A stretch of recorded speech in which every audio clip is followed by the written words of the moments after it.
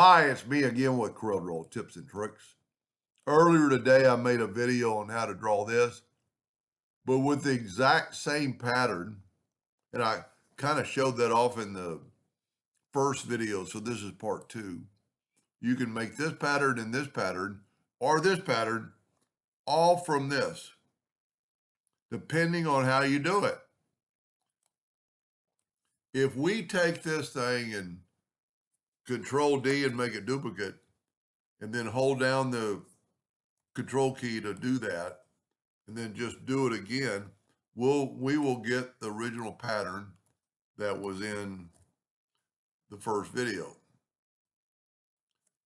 But if you don't do that, and this is set on 12 inches and I've got my nudge factor set on 12, if you just duplicate it over, and we're 12 inches square, so we can just keep doing this, you can create that.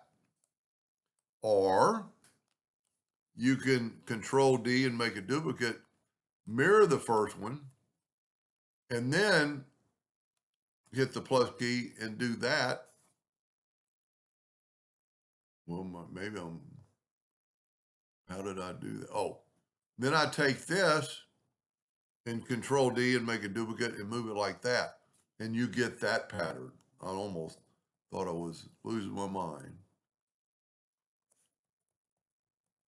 And you can just keep going and going. So when you have your nudge factor set on 12 inches and you got a 12-inch cube, you can pretty much do anything you want.